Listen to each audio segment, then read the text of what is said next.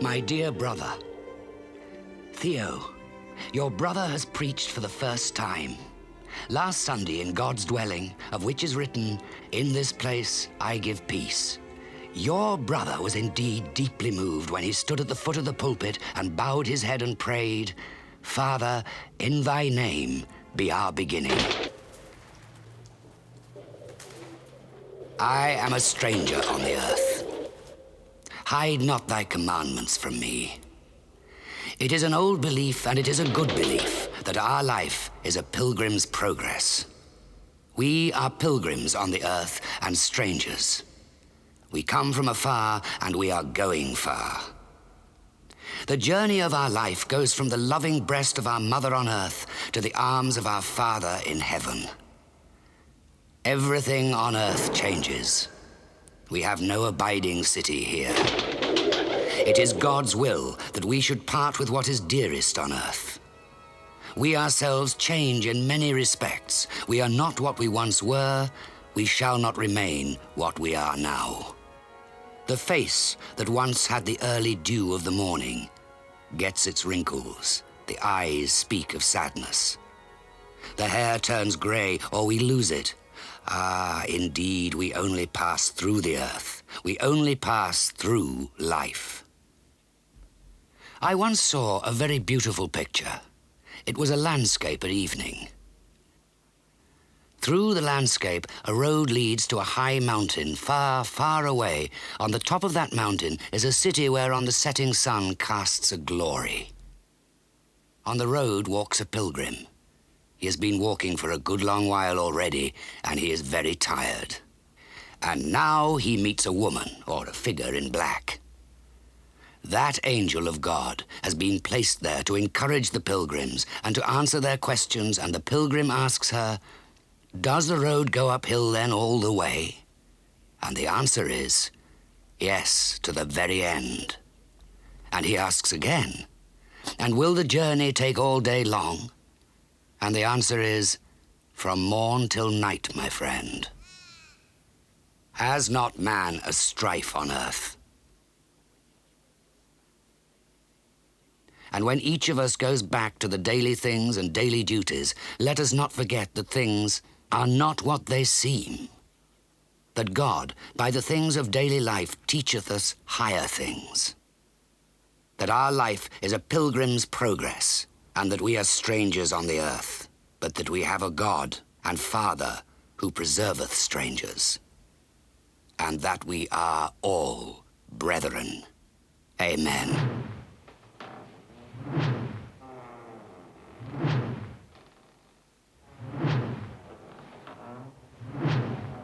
Dear Theo, there are some intriguing things in other countries.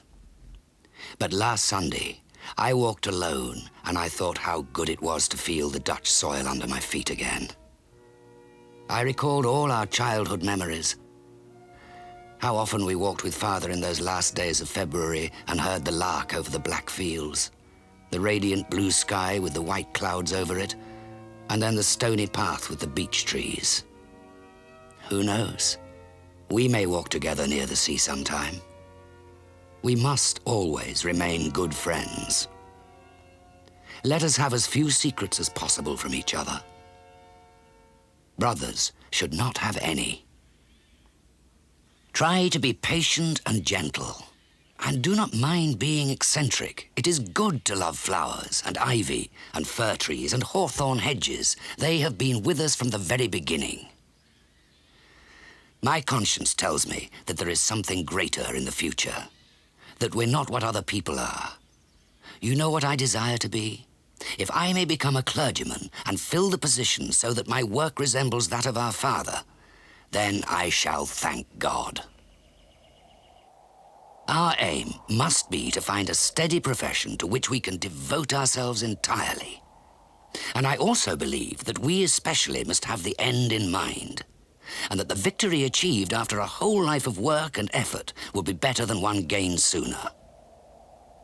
I must become a good clergyman who has something to say that is right and may be of use in the world. If one keeps on loving faithfully, one will gradually get more light and grow stronger. Only if I could, I should like to skip a few years. I think one only gets some peace after one has accomplished something. When I think of the future, of almost invincible difficulties, when I think of the many watching me who will know where the fault is if I do not succeed, when I think of all this, of all the difficulties and cares that do not lessen as we advance in life, then I wish I were far away from everything. Yet I shall reach the aim I'm striving for, and if God wills it, find favor in the eyes of some I love, and of those who will come after me. The days fly by. I'm 4 years older than you are, and probably they seem to go more swiftly to me than to you. But I fight against it by stretching them a little, in the morning and evening. Now and then when I am writing, I instinctively make a little drawing. It is nothing special, but I see it all so vividly before me.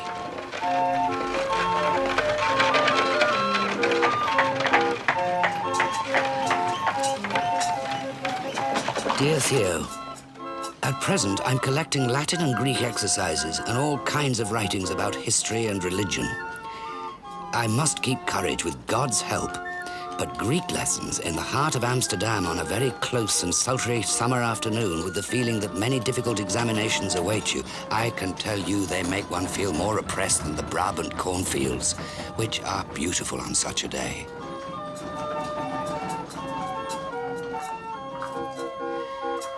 I feel it necessary to work as hard as I can. The days are full of evil. One must arm oneself and try to be filled with as much goodness as possible in order to be prepared and be able to resist. As you know, it is not a small undertaking, and we do not know the result. But at all events, I will try to fight the good fight.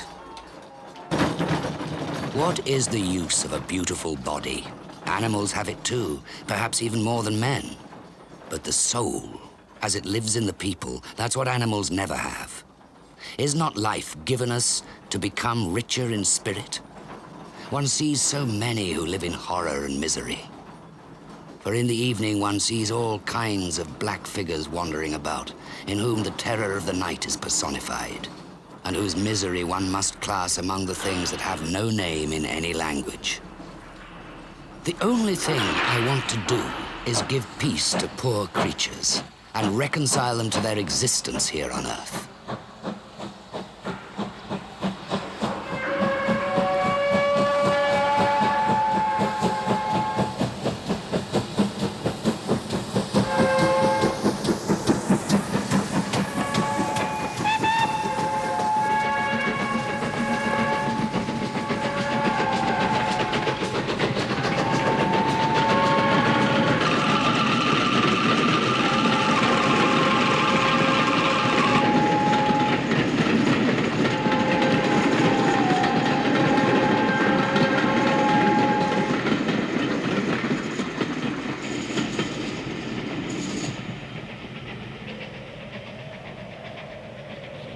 Dear Theo, the Flemish training school does not require that you quite finish the course before you can apply for a place as an evangelist. The 3 months probation demanded of me have almost passed. St. Paul was in Arabia for 3 years before he began to preach. If I could work quietly for about 3 years, always learning and observing, then I should not come back without having something to say that was really worth hearing. I say this in all humility, and yet with confidence. I enclose a hasty little sketch. I should like to begin making rough sketches of some of the many things that I meet on my way, but as it would probably keep me from my real work, it's better not to start.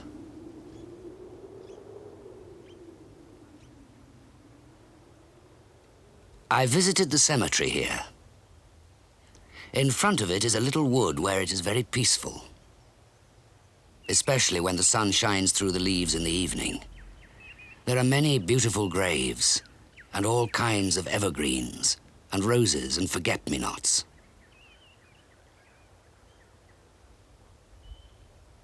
I walked on past a forest and took a side path leading to a little old ivy-covered church. At the side of the sunken road were twisted and gnarled stumps and tree roots. Fantastic. Like those Albert Dürer etched in Ritter, Tod und Teufel. How rich art is. If only one can remember what one has seen, one is never without food for thought or truly lonely. Never alone. My dear brother, the 3 months' probation have elapsed.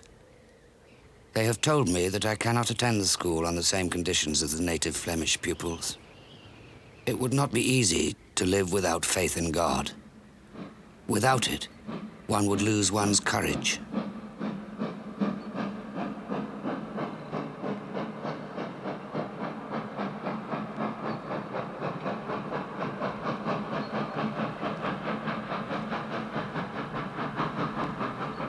Dear Theo, I am sure you realize that here in the Borinage, there are no pictures.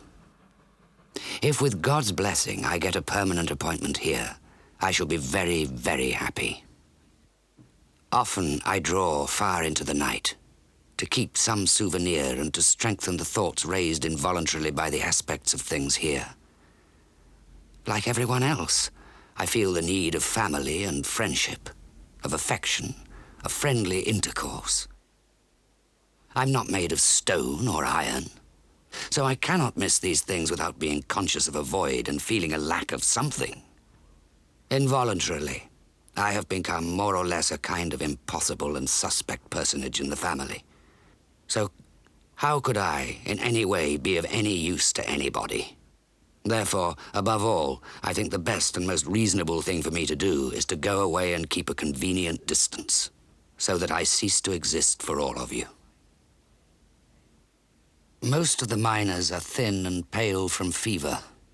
They look tired and emaciated, weather-beaten and aged before their time. Most of them cannot read, but at the same time are intelligent and quick at their different works. Brave and frank, with melancholy deep-set eyes. They have an innate, deep-rooted hatred and a strong mistrust of anyone who is domineering. The villages here look desolate and dead and forsaken. Life goes on underground instead of above. As molting time, when they change their feathers, is for birds, so adversity or misfortune is the difficult time for us human beings. One can stay in it, one can also emerge renewed. But anyhow, it must not be done in public. Therefore, the only thing to do is to hide oneself. When I was in other surroundings, in the surroundings of pictures and works of art, I had a violent passion for them, reaching the highest pitch of enthusiasm. And I'm not sorry about it. For even now, far from that land, I am often homesick for the land of pictures. Now, for more than 5 years, I have been without employment. It is true that I have lost the confidence of many. It is true that my financial affairs are in a bad state. It is true that even my studies are in a rather sad and hopeless condition, and that my needs are greater, infinitely greater than my possessions. But I must continue on the path I've taken now. But you will ask, what is your definite aim? That aim will stand out slowly and surely, as the rough draft becomes a sketch, and the sketch becomes a picture.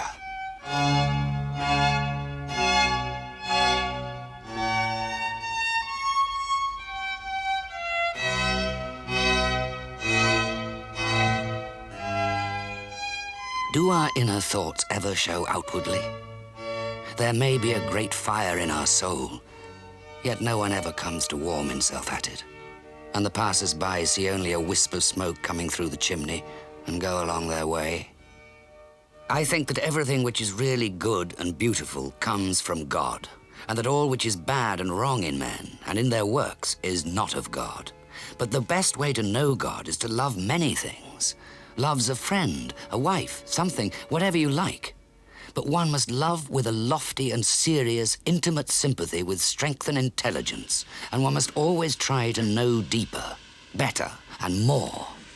Sometimes I draw small sketches almost against my will, but it is a hard and difficult struggle to draw well.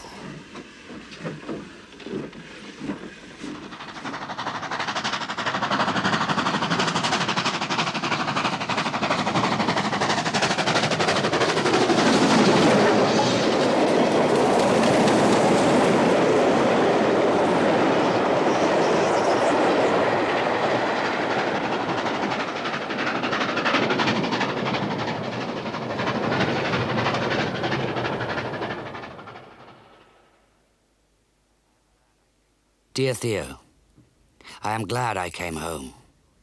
Every day I go out into the fields, my drawing has changed, the technique as well as the results. I have learned to measure and to observe and seek for broad lines, so what seemed impossible before is gradually becoming possible now.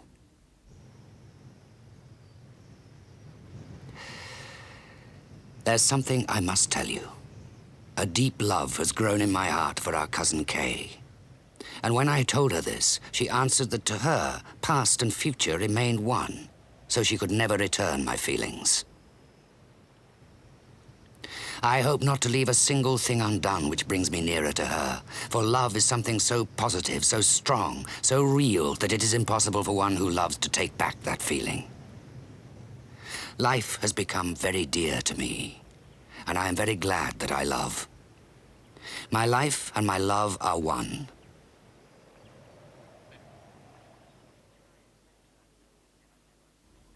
Should I accept her no, never, never, or should I keep some hope and not give up? When it happened, it was at first as terrible a blow as a death sentence, and for a moment crushed me to the ground.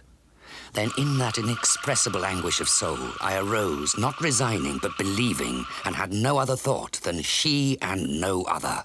I want to go through the joys and sorrows of domestic life in order to paint it from my own experience. She refuses to read my letters, but the frost and the winter cold are too bitter to last very long. I send you a few drawings because I thought you might find something of Brabant in them.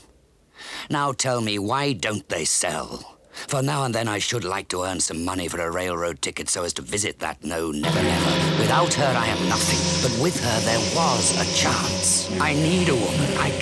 I will not live without love. I am a man and a man with passions. I must go to a woman, otherwise I shall freeze or turn to stone. Oh, dear me. I hadn't far to look. I found a woman. That woman was very good to me. Very kind. When you wake up in the morning and find yourself not alone, but see there a fellow creature beside you, it makes the world look so much more friendly. Much more friendly than religious diaries and whitewashed church walls. Theo, as you can imagine, I have a great many cares and worries. But still, it gives me a feeling of satisfaction to have come so far that I cannot go back. And though the path may be different, I now see it clearly before me. If you occasionally send me what you can spare without inconveniencing yourself, I would be most grateful. There is safety in the midst of danger. What would life be if we hadn't courage to attempt anything? How will my work be a year from now? If I could only express what I feel.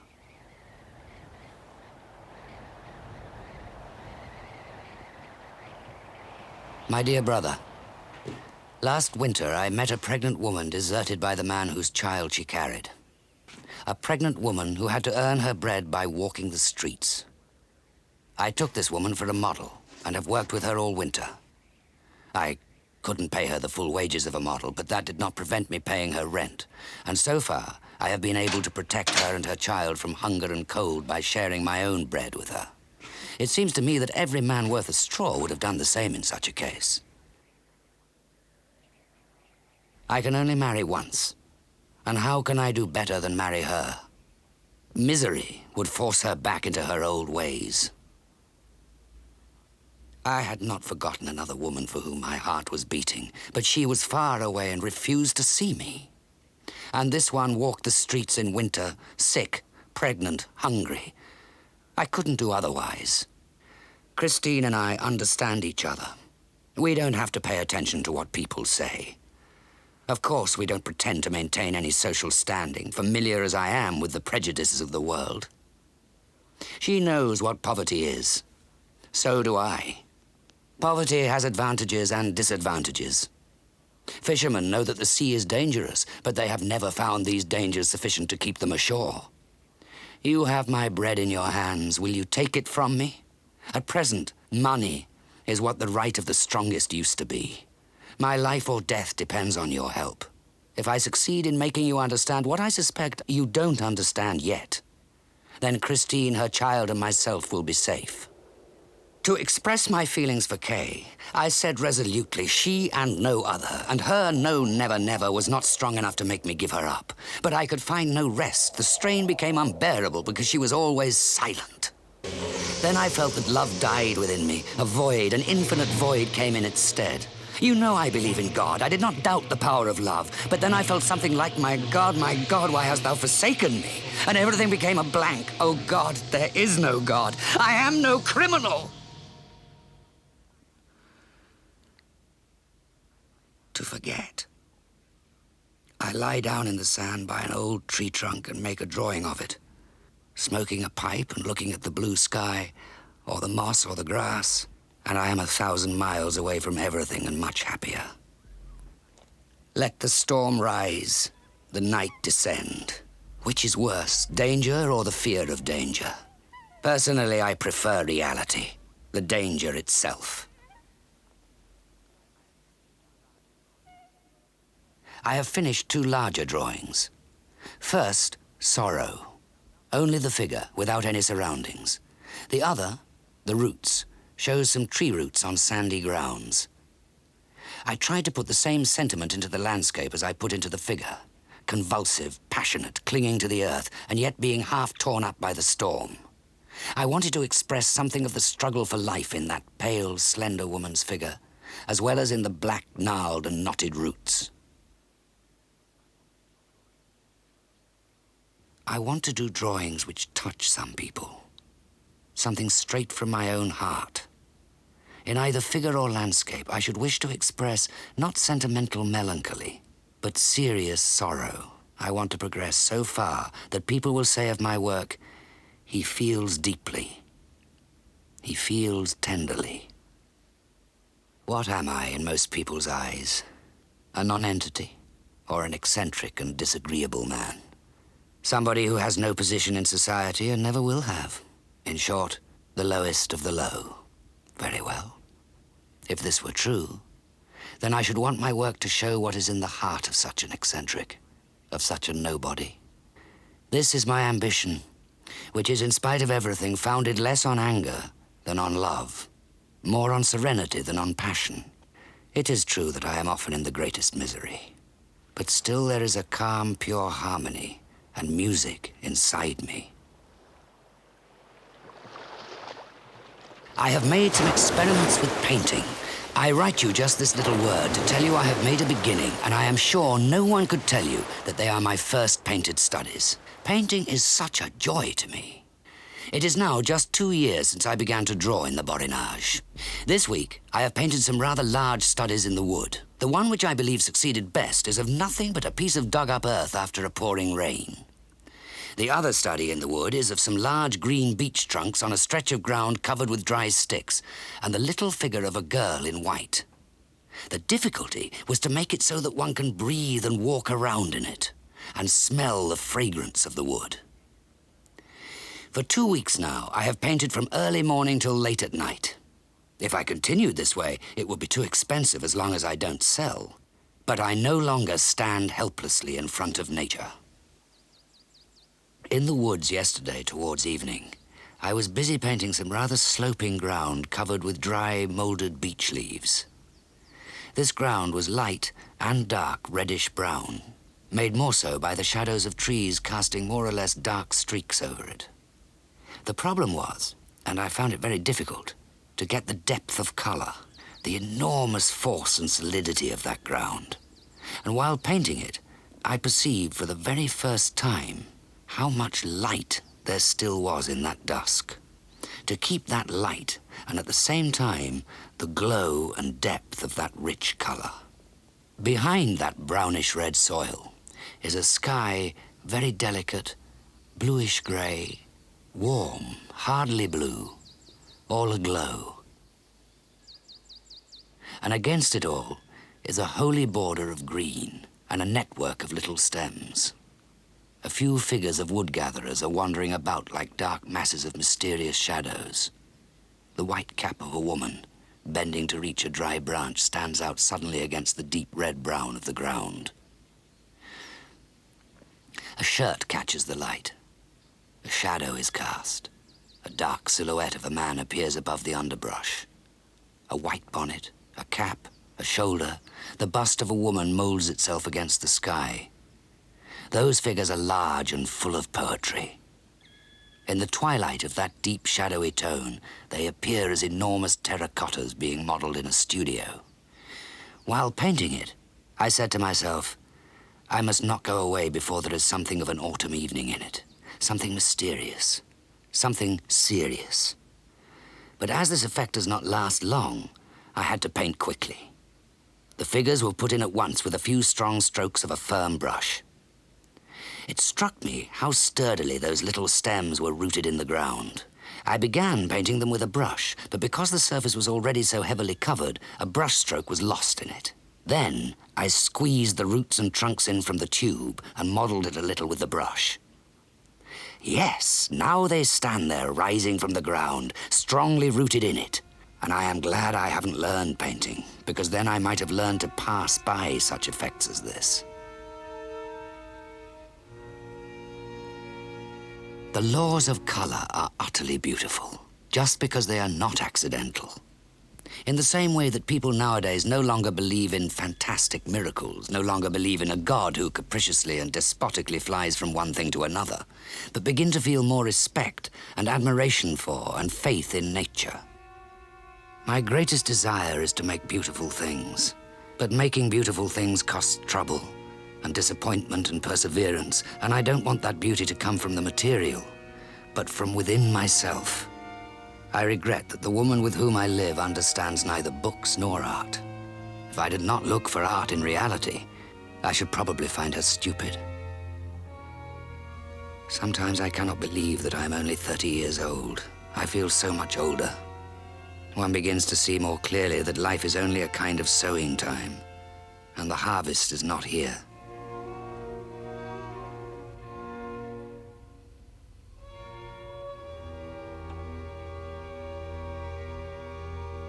The money from you is absolutely indispensable for me as long as I haven't found employment. For the moment, my entire supply of ready cash consists of a postal order for 1 guilder and 23.5 cents, torn in two, which has already been refused once. If we could only find somebody who would buy my work. I must start painting again. I can't do without colors, and colors are expensive. The sea, which I love enormously, must be brushed in oil, otherwise one cannot get hold of it. I hope to keep courage, and I hope that perhaps a certain frenzy and rage for work may carry me through, like a ship is sometimes thrown over a cliff by a wave, and can make use of a storm to save herself from wrecking.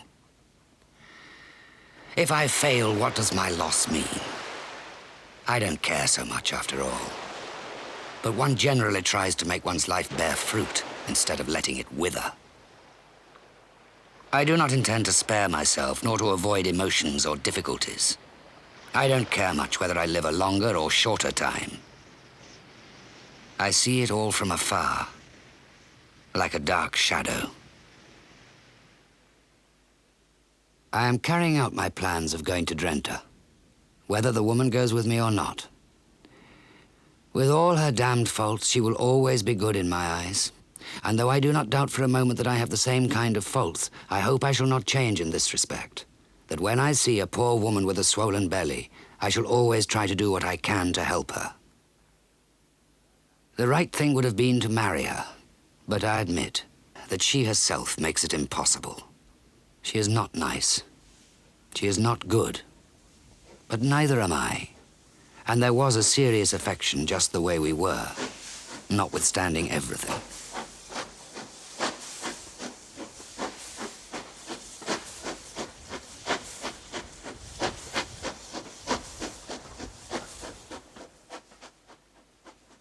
Dear Theo, we have gloomy, rainy days here. I have worked and economized, and yet I have not been able to avoid getting into debt. I have been faithful to the woman, and yet I had to leave her. I have hated intrigues, and yet I have neither credit nor any money. I cannot help asking myself if I must not tell you, leave me to my fate. There is no help for it. It is too much for one person. As long as the weather was fine, I did not mind the troubles because I saw so many beautiful things here. But now that it has been pouring incessantly, I see more clearly how I have got stuck here, and how handicapped I am.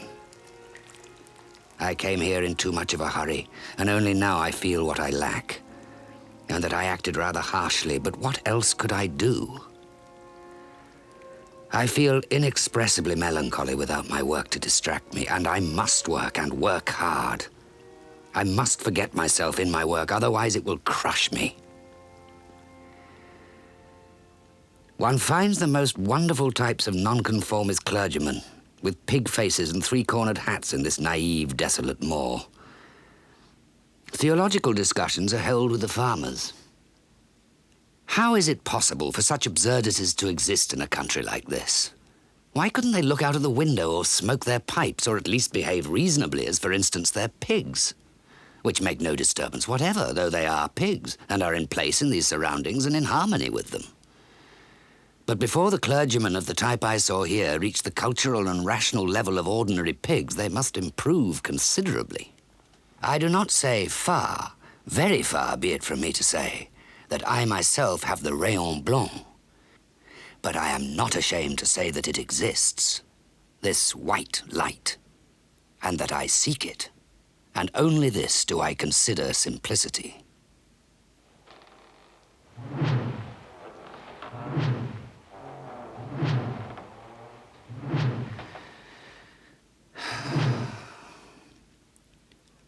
My dear brother, for several reasons, I made up my mind to go home for a while.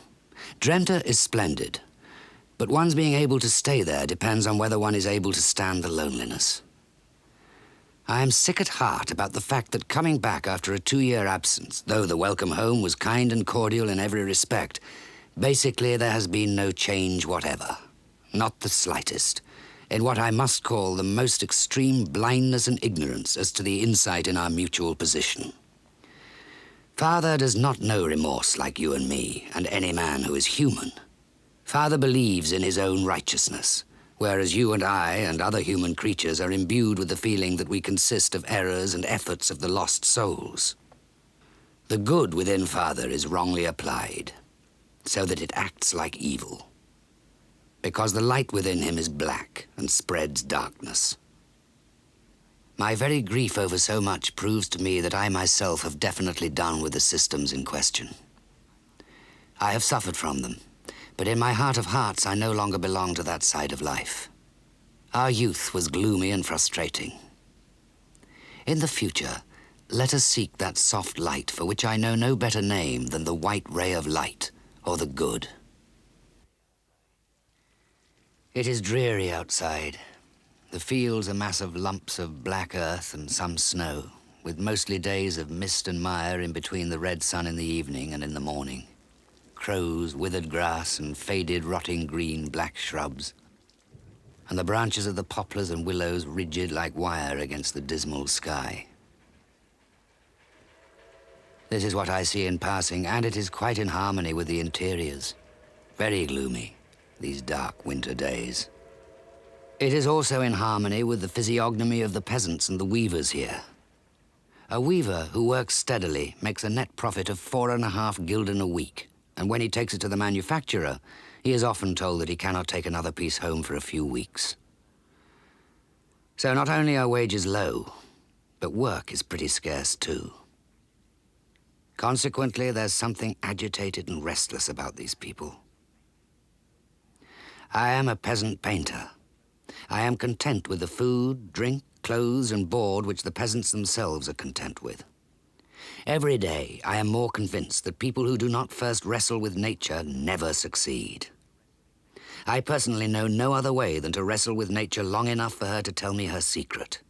I have no other wish than to live deep, deep in the heart of the country and to paint rural life. Painting is a faith, and it imposes the duty to disregard public opinion. In painting, one conquers by perseverance and not by making concessions. I intend to make a series of scenes from rural life. In short, peasants at home. Painting peasant life is a serious thing, and I should reproach myself if I did not try to make pictures which will rouse various thoughts in those who seriously think about art and life. One must paint the peasants as being one of them, as feeling, thinking as they do. I feel a power in me which I must develop, a fire that I may not quench but must keep ablaze. Though I don't know to what end it will lead me, I shouldn't be surprised if it were a gloomy one.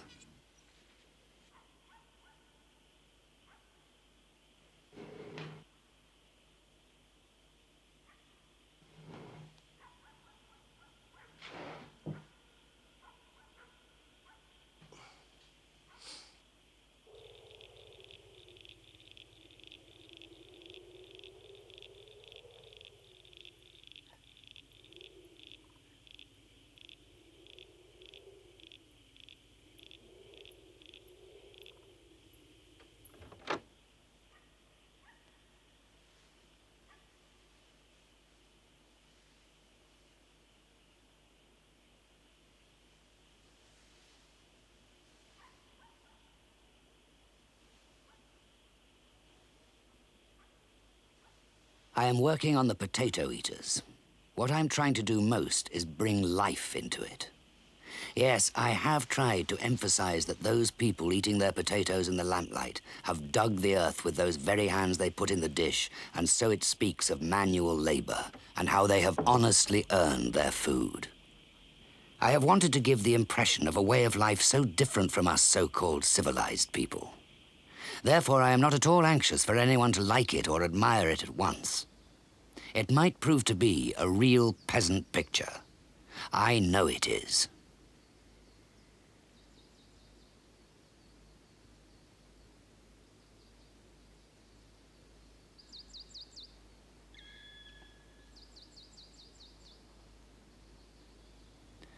One of the most beautiful things to do is to paint darkness, which nevertheless has light in it. Accustoming oneself to poverty, seeing how a soldier or a laborer lives and thrives in wind and weather, with ordinary people's fare and dwelling, is just as practical as earning a few gulden more a week. After all, one is not in the world for one's own comfort, and one does not need to be better off than one's neighbor. I feel that the future will probably make me more ugly and rough, and I foresee that a certain poverty will be my fate. But I shall be a painter.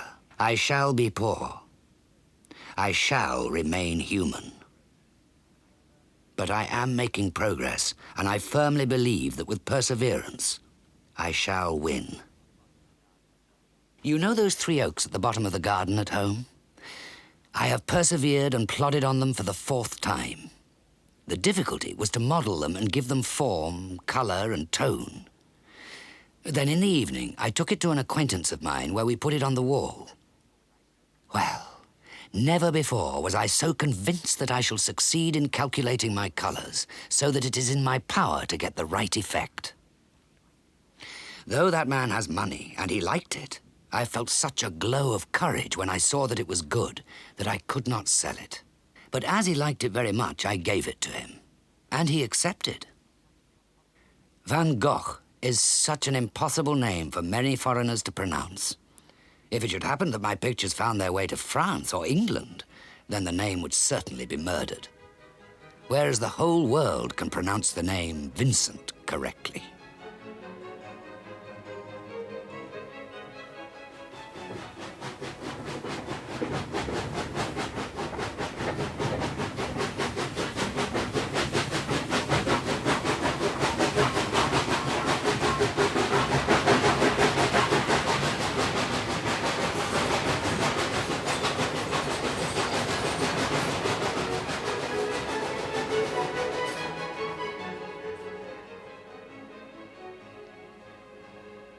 Dear Theo, I am in Antwerp and have already seen a few things. The Museum of Old Pictures and the Museum of Modern Art.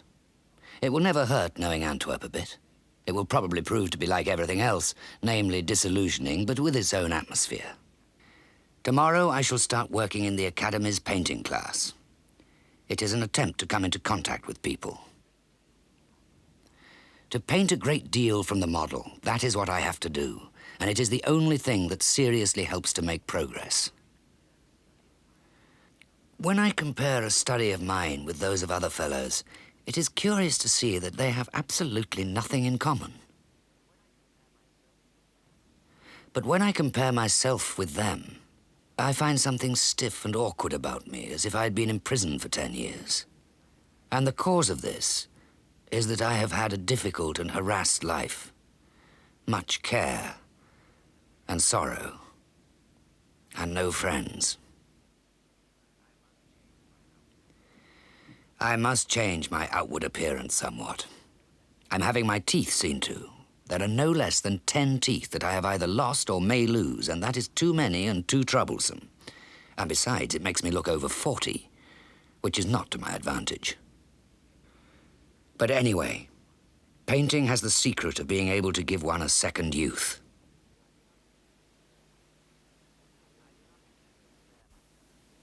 I do not intend to spare myself, nor to avoid emotions or difficulties. I don't care much whether I live a longer or shorter life. The world concerns me only insofar as I feel a certain indebtedness and duty towards it, because I have walked this earth for 30 years, and out of gratitude want to leave some souvenir in the shape of drawings or paintings, not made to please a certain taste in art, but to express sincere human feeling.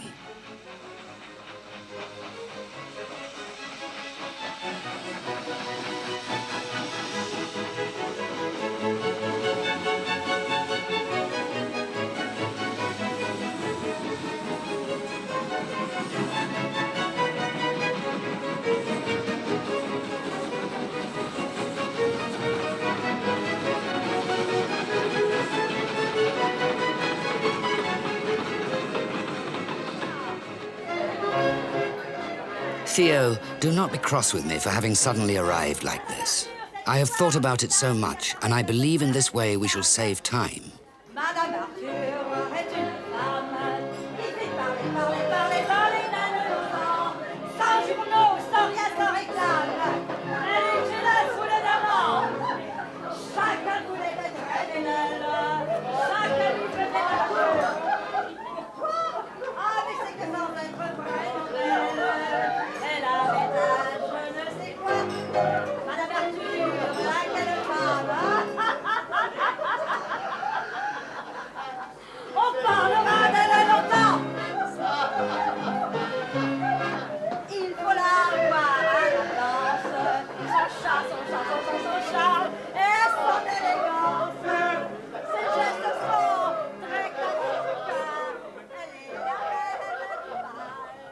I would say an artist can get on here in Paris, notwithstanding the many obstructions and diversions.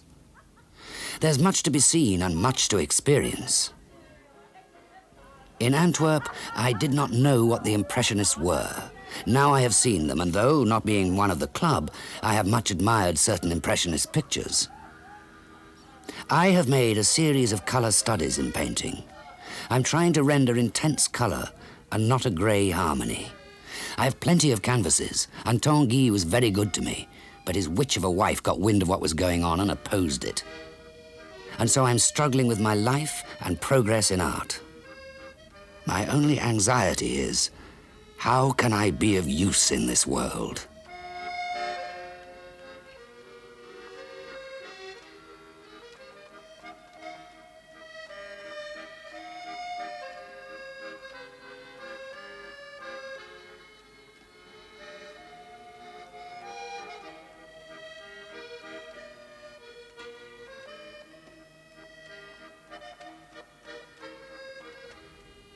At times I feel old and broken, and yet still enough of a lover not to be a real enthusiast of painting.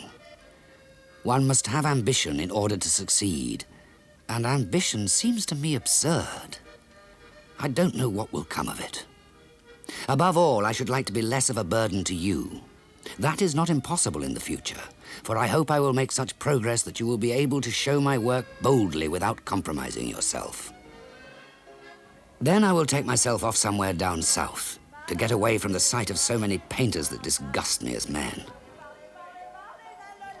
How does one become mediocre?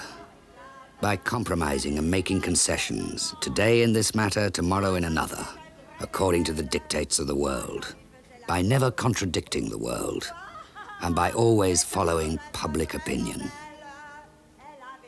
It seems to me almost impossible to work in Paris unless one has some place of retreat where one can recuperate and get one's tranquility and poise back. Non. Ah, ça t'intrigue, ça. Voilà. Celui-là? Non, le petit barbu, là.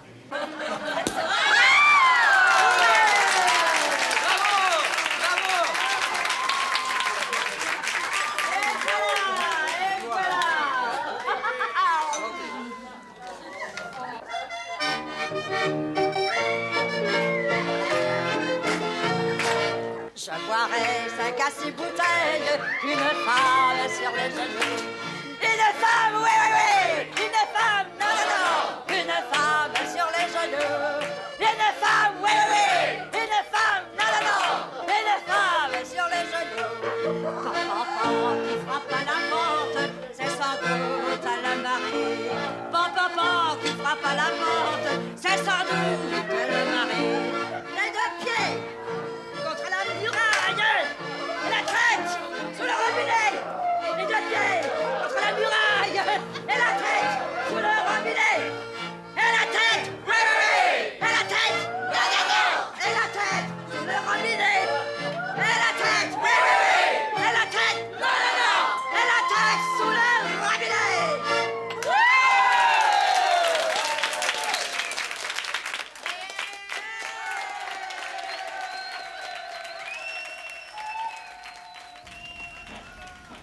Yes, I may be going to the south of France, the land of blue tones and gay colors. I'm not an adventurer by choice, but by fate.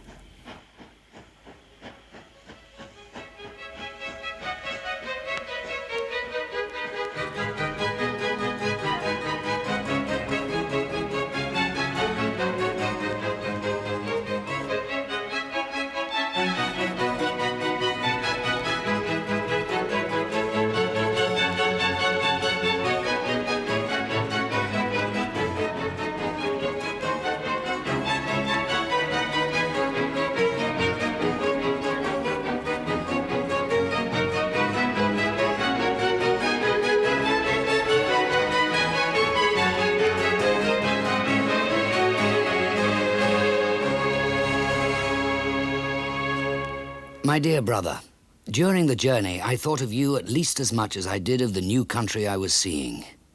I believe in the ultimate victory, but will the artists themselves gain any advantages from it? And will they see less troubled days? I feel as though I was in Japan. I say no more than that. And mind you, I haven't seen anything in its usual splendor yet. It is my constant hope that I'm not working for myself alone. I believe in the absolute necessity of a new art of color, of design, and of the artistic life. If we work in that faith, it seems to me there is a chance that we do not hope in vain. I've been working in the open air in an orchard, lilac ploughland, a reed fence, 2 pink peach trees against a sky of glorious blue and white. Probably the best landscape I've done. I had just brought it home when I received from our sister an obituary in memory of Mauve. Something, I don't know what, took hold of me and brought a lump to my throat. Oh, never think the dead are dead. As long as there are men alive, the dead will live. The dead will live. That's how I feel it. Nothing sadder than that. I'm up to my ears in work, for the trees are in blossom and I want to paint a provincial orchard of outstanding gaiety. I fasten my easel with pegs driven into the ground and work in spite of the wind. It's too lovely.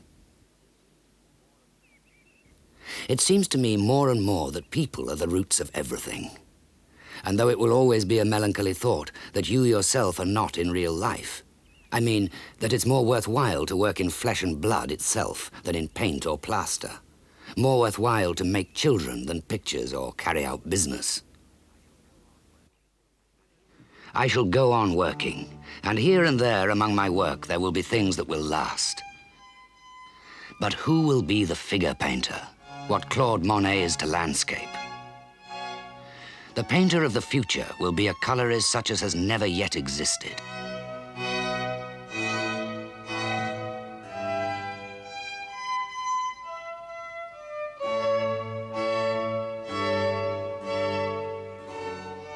We must not judge God from this world.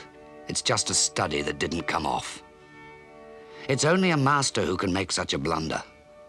And this life of ours, so much criticized and for such good reasons, we must not take it for anything but for what it is. And so go on hoping that in some other life, we'll see something better than this. I should like to paint the portrait of an artist friend, a man who dreams great dreams. I paint him as faithfully as I can to begin with, but the picture is not finished yet. To finish it, I exaggerate the fairness of the hair. I get to orange tones, chromes, and pale lemon yellow. Beyond the head, instead of painting the ordinary wall of the main room, I paint infinity. A plain background of the richest, intensest blue that I can contrive, and by the simple combination, the bright head illuminated against a rich blue background acquires a mysterious effect, like a star in the depth of an azure sky. And the nice people will only see the exaggeration as caricature. Here's a picture of the yellow house. A lawn in the square as you come into town, with a building at the back. Today I have taken the right wing, which contains 4 rooms, or rather 2 rooms with 2 cabinets. I hope I've landed on my feet this time. You know, yellow outside, white inside, with all the sun so that I shall see my canvases in a bright interior. Meanwhile, if you approve, I shall furnish the bedroom, either hiring or buying it for cash down. I should like to share the little studio with someone. Perhaps Gauguin will come south.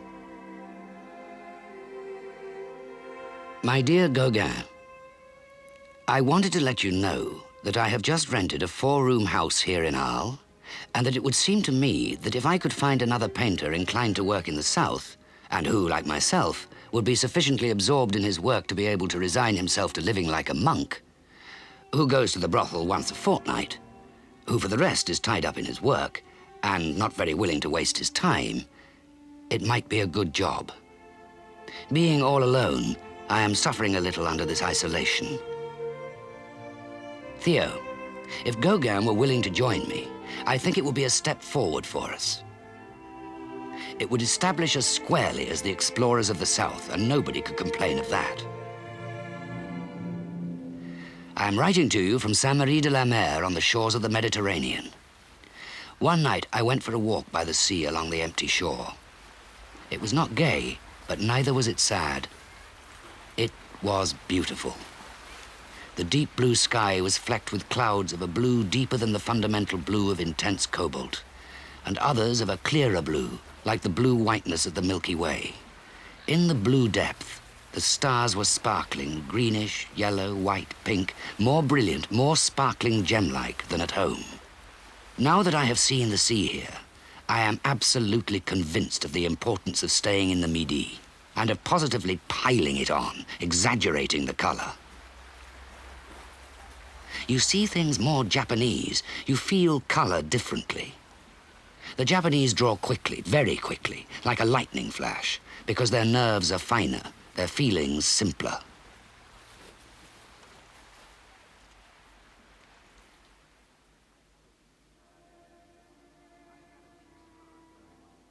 I've had a week's hard work among the cornfields in the full sun. The result is some studies of cornfields, landscapes, and a sketch of a sower. A ploughed field, a big field with clouds of violet earth climbing toward the horizon. A sower in blue and white. Over it all, a yellow sky with a yellow sun. Color plays a very important part. My lord, I do want to attack it seriously and make a tremendous picture of it. Everyone will say that I work too fast. Don't you believe a word of it. Is it not emotion, the sincerity of one's feeling for nature that draws us? And if the emotions are sometimes so strong that one works without knowing one works, when sometimes the strokes come with a continuity and a coherence like words in a speech or a letter, then one must remember that it has not always been so, and that in time to come there will again be hard days, empty of inspiration, so one must strike while the iron is hot and put the forged bars on one side. I know nothing, but it is just this feeling of not knowing that makes the real life we are actually living now like a one-way journey on a train. You go fast, but cannot distinguish any object very clearly, and above all, you do not see the engine. So at the end of my career, I shall prove to be wrong. So be it. Then I shall find that not only the arts, but everything else were only dreams, and that one has nothing at all oneself. If we are as flimsy as that, so much the better for us. For then there is nothing to be said against the unlimited possibility of future existence.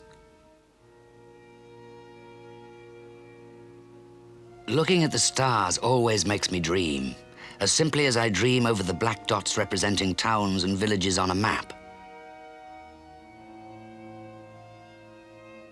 Why, I ask myself, shouldn't the shining dots of the sky be as accessible as the black dots on the map of France? Just as we take the train to get to Tarascon or Rouen, we take death to reach a star. We cannot get to a star while we are alive, any more than we can take the train when we are dead. So, to me it seems possible that cholera, tuberculosis, and cancer are the celestial means of locomotion, just as steamboats, buses, and railways are the terrestrial means. To die quietly of old age would be to go there on foot. We do not feel we are dying, but we feel the truth that we are of small account.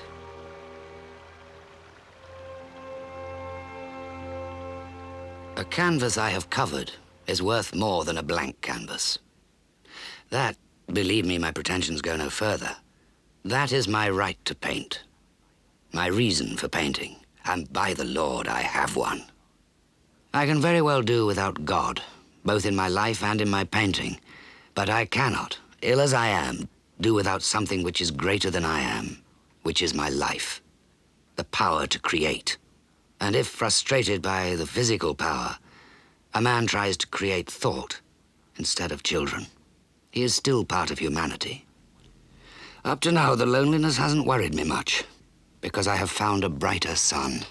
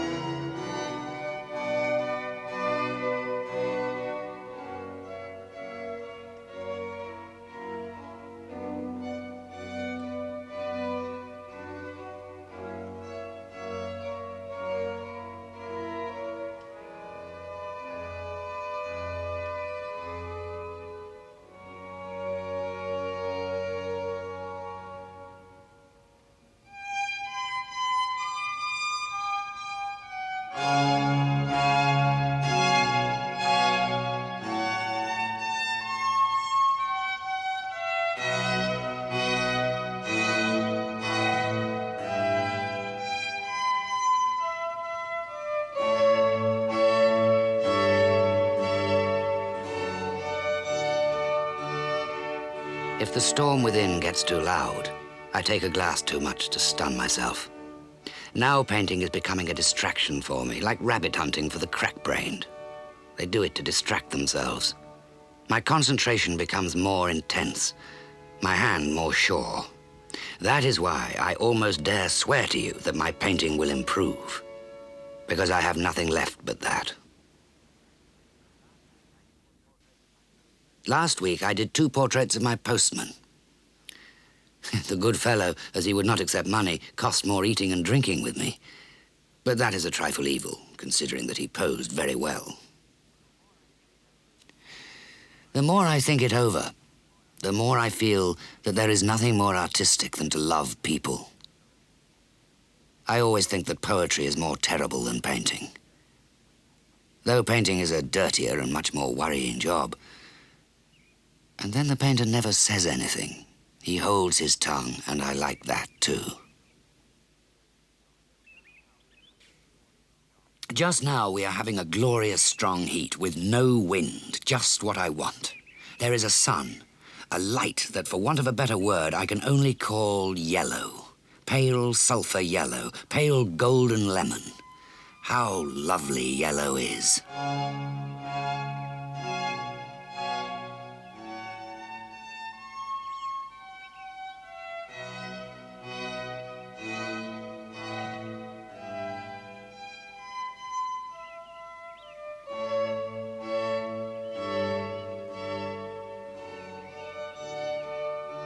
I am now on the 4th picture of sunflowers.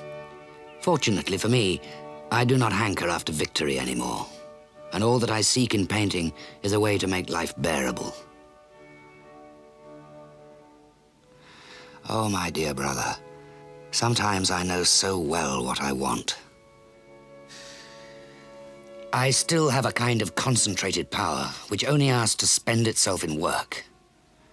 I must be allowed to stress my own personality in a portrait, not only myself, but in impressionists in general, a simple worshipper of the external Buddha. I have made the eyes slightly slanting like the Japanese.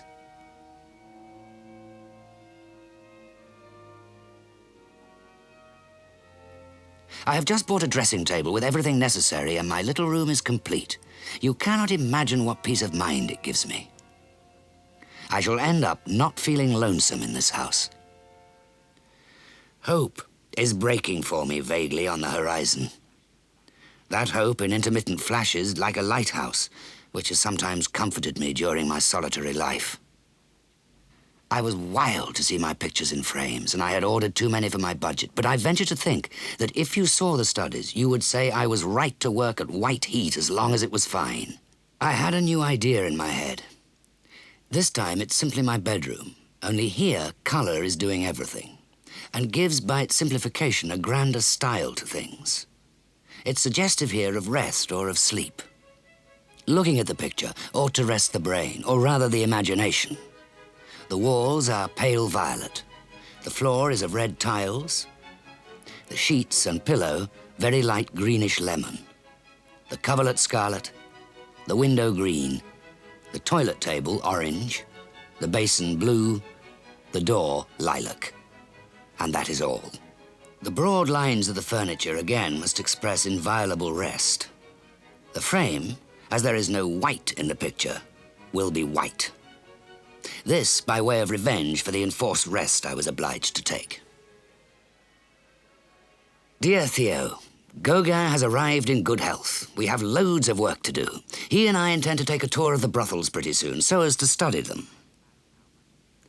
You cannot imagine how much it pleases me to have such good company as Gauguin's. If we can stand the siege, victory will come to us one day. Joy in public, sorrow at home.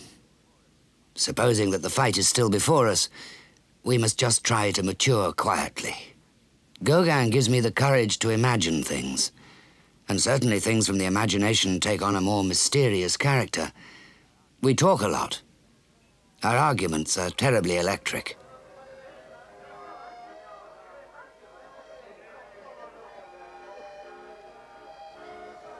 I think myself that Gauguin is a little out of sorts with the good town of Arles, the little yellow house where we work, and especially with me. there are grave difficulties to overcome, for him as well as for me. But these difficulties are more within ourselves than outside.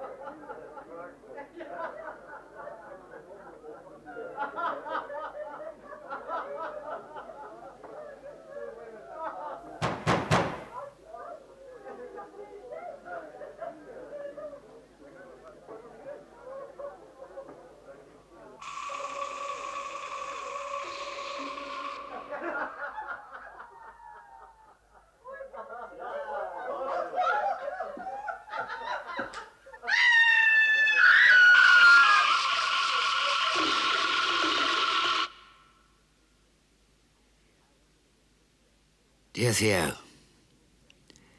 I write to you in full possession of my faculties, and not as a madman, but as the brother you know. This is the truth.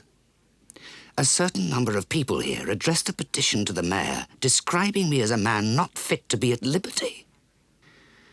What a staggering blow between the eye to find so many people here cowardly enough to join together against one man, and that man ill. I think about all the people I know all day and all night long. To suffer without complaining is one lesson that has to be learned in life. When I get out, I shall be able to go my own little way again. And soon the fine weather will be coming again, and I will start on the orchards in bloom. No harm has come to me. No evil exists in this best of worlds in which everything is for the best. During my illness, I saw again every room in the house at home. Every path, every plant in the garden, the views of the fields outside, the neighbors, down to a magpie's nest in a tall acacia in the graveyard.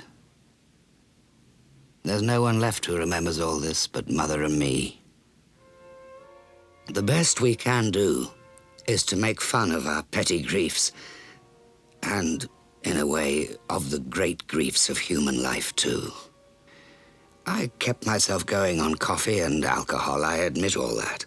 But all the same, it is true that to attain the high yellow note I obtained last summer, I really had to be pretty well keyed up. To produce the pictures in the furnace heat of the Midi. Now, I feel certain undercurrents of vague sadness difficult to define. I'm troubled by shapeless fears. My God, those anxieties. Who can live in the modern world without catching his share of them?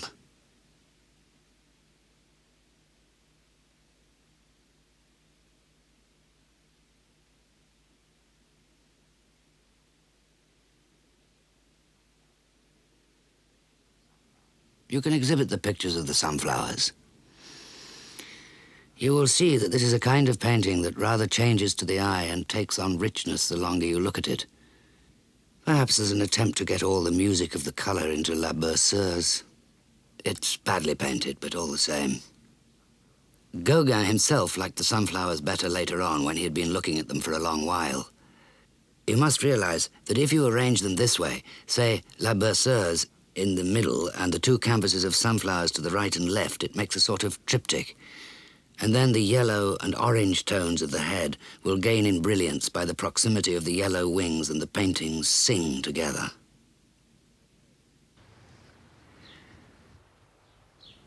I've no illusions about myself anymore. There are moments when I'm twisted by enthusiasm, or madness, or prophecy. like a Greek oracle on a tripod. Just as the waves pound against the sullen, hopeless cliffs, I feel a tempest desire to embrace something. A woman of the domestic hen type. We must take this for what it is, the effect of hysterical overexcitement rather than a vision of actual reality. Let's work on very quietly. You will do your duty, and I will do mine. We have both already paid in ways other than in words, and at the end of the road, we may quietly come together again.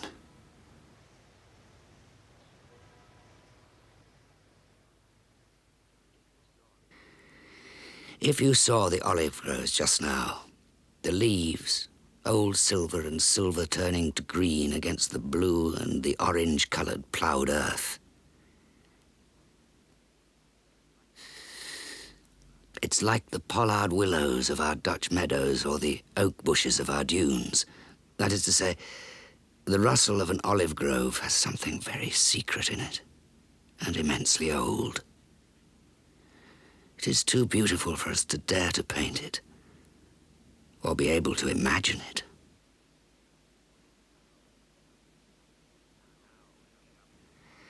Now, to get up heat enough to melt that gold again. Those flower tones. It isn't everybody who can do it. It needs the whole and entire force and concentration of a single individual.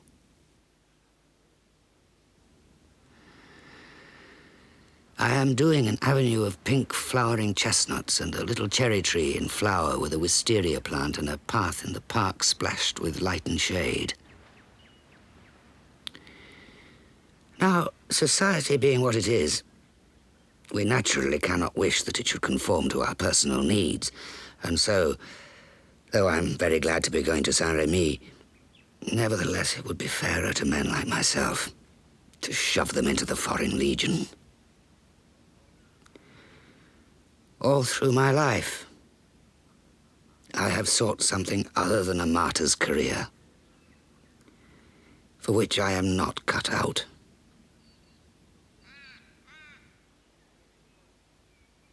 Dear Theo, I think I've done well to come here. I am losing the vague dread, the fear of the thing. And little by little I can come to look upon madness as a disease like any other. The fear and horror of madness that I used to have has already lessened a great deal.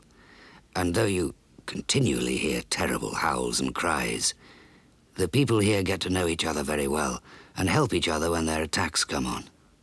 When I'm working in the garden, they all come to look. I assure you they have the discretion and manners to leave me alone, more so than the good people of Arles, for instance. If I had not seen other lunatics close up, I should not have been able to free myself from dwelling on it constantly. There is someone here who's been shouting and talking like me all the time. He thinks he hears voices and words in the echoes of the corridors. Probably because the nerves of the ear are diseased and too sensitive. And in my case, it was my sight as well as my hearing. Then the shock was such that it sickened me even to move, and nothing would have pleased me more than never to have woken up again. I find it queer that I saw it like this from between the iron bars of a cell. When a man comes out of prison after having been there a long time, there will be moments when he will miss his prison because he finds himself at a loss now that he is at liberty. So called, I suppose, because the grinding daily task of earning a living hardly leaves any liberty at all. I am now trying to recover like a man who meant to commit suicide, and finding the water too cold, tries to regain the bank.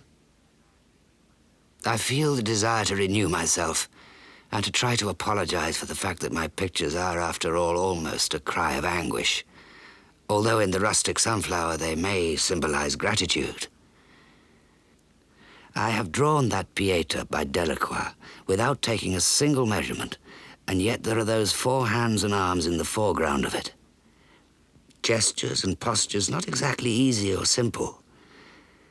I know well that healing comes, if one is brave, from within through profound resignation to suffering and death, through the surrender of your own will and of your self-love. But it is no use to me. I love to paint. To see people and things everywhere that makes our life artificial, if you like. At present, this horror of life is less acute. But I have no will, hardly any desire or none at all, and hardly any wish for anything belonging to ordinary life. Almost no desire to see my friends, although I keep thinking about them. I shall count myself very happy if I can manage to work enough to earn my living, for it worries me a lot when I think I've done so many pictures and drawings without ever selling one.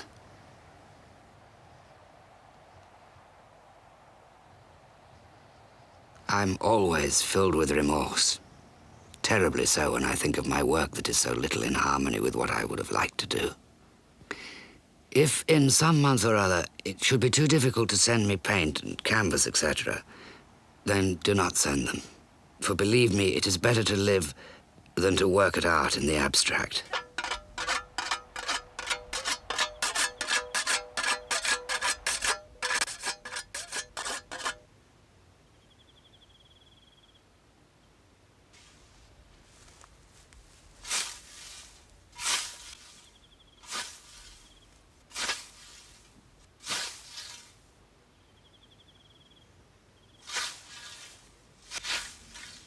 Yesterday I began to work again on a thing that I see from my window.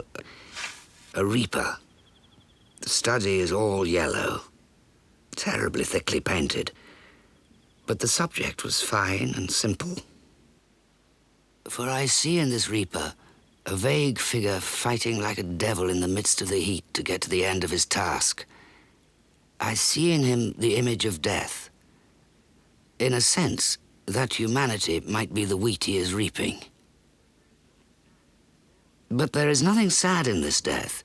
It goes its way in broad daylight with the sun flooding everything with a light of pure gold. I think it will be one of those you keep at home. It is an image of death as the great book of nature speaks of it. But what I have sought is the almost smiling. It is all yellow, except a line of violet hills, a pale, fair yellow. I'm sending you my own portrait. You must look at it for some time. You will see, I hope, that my face is much calmer, though it seems to me that my look is vaguer than before. I've tried to make it simple. The olives with a white cloud and a background of mountains, as well as the moonrise and the night effect, are exaggerations from the point of view of arrangement.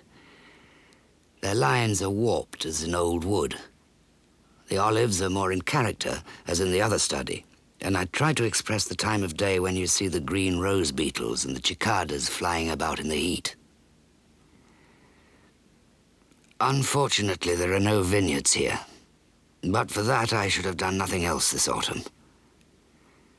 On the other hand, the olive trees are very characteristic, and I'm struggling to catch them. They are old silver, sometimes with more blue in them, sometimes greenish, bronzed, fading white above a soil which is yellow, pink, violet-tinted or orange, to dull red ochre. Very difficult, though. Very difficult. But that suits me, and induces me to work wholly in gold or silver. And perhaps one day I shall do a personal impression of them, like what the sunflowers were for the yellow. Altogether, it is difficult to leave a country before you have done something to prove that you have felt and loved it.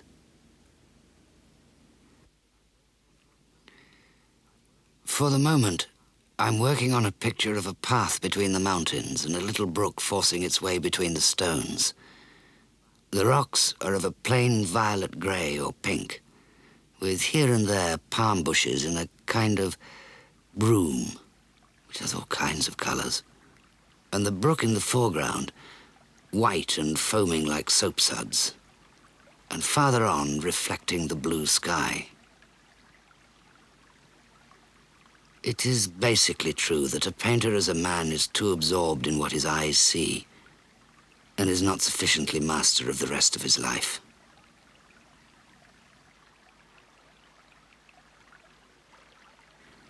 Please, ask Mr. Aurier not to write any more articles on my painting.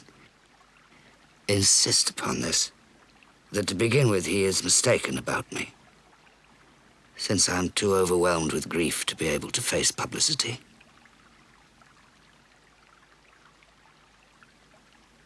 Success is about the worst thing that can happen. I've led too hard a life to die for it, or to lose the power to work.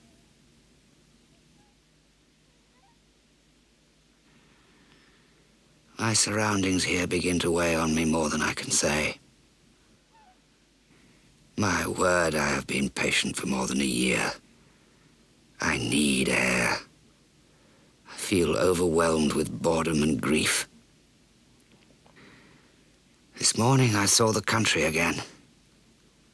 What things I still could have done here. It would be ungrateful to curse the Midi. I leave it with great grief.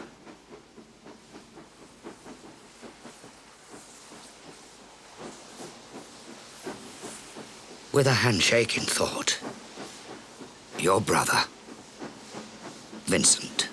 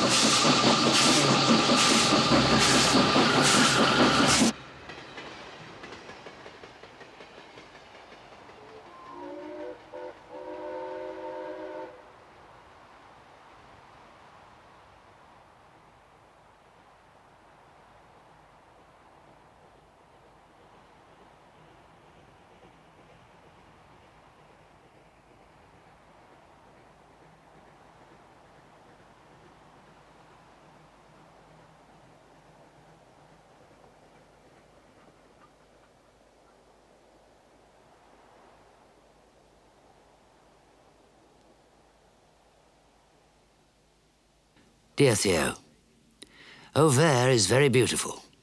Among other things, a lot of old thatched roofs, which are getting rare. I've seen Dr. Gachet, who gives me the impression of being rather eccentric.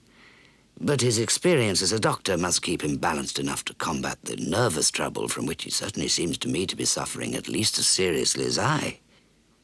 But he is older and lost his wife several years ago, but he is very much the doctor, and his profession and faith still sustain him. I'm working at his portrait. It has the same sentiment as the self-portrait I did when I left for this place. I'm completely engrossed by these huge plains of standing corn backed by hills. They are vast as the sea, very delicate yellow, very pale green, and very soft mauve. Part of the land is under cultivation, dotted with flowering potato plants. The sky is blue with white, pink, and violet tints. I believe I'm capable of painting the scene.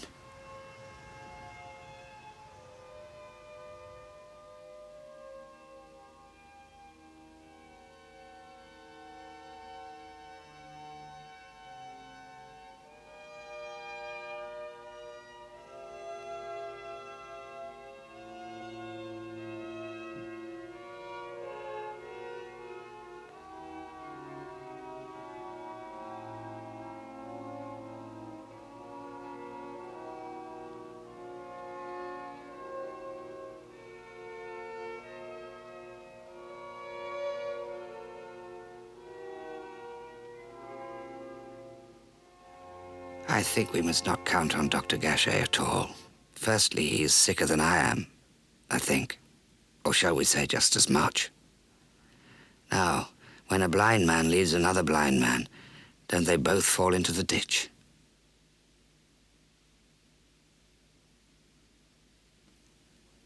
It is difficult to know oneself, but it isn't easy either to paint oneself.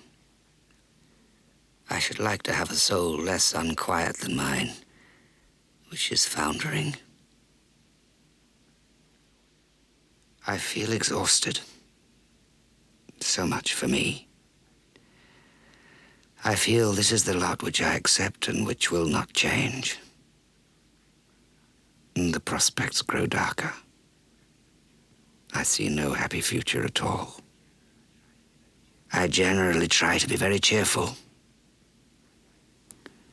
But my life is also threatened at the very root. And my steps are wavering.